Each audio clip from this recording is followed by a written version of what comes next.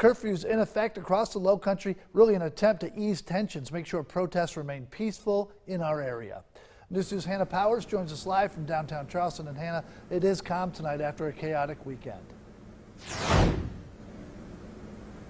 It is calm and quiet down here right now, Brendan. As you can see behind me, many businesses are still boarded up, though, bracing in case there is more violence like there was here over the weekend. I will say I was in North Charleston earlier today at a mostly peaceful protest, but it did end in several arrests.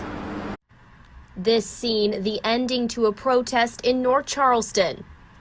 Hundreds made it out to City Hall Monday calling for an end to injustice.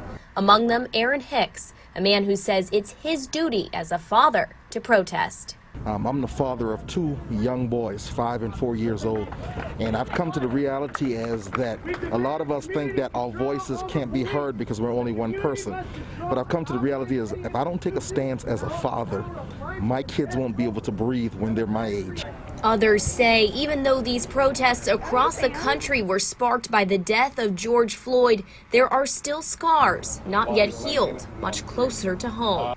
We're not done grieving for the Emanuel 9, and now we're worried about what's going to be the next thing, right?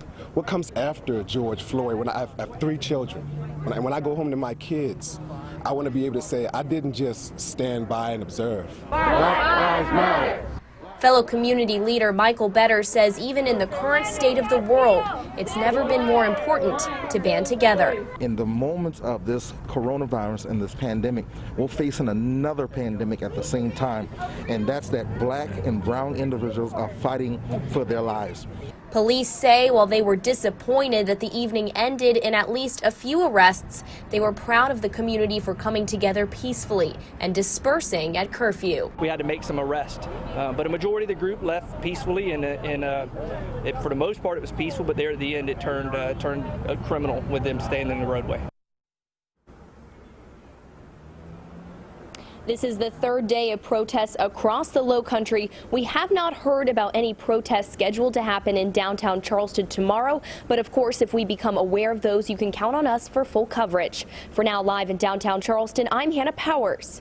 Count on 2. There were protests in other areas, including Somerville and downtown Charleston. Peaceful one at Colonial Lake tonight.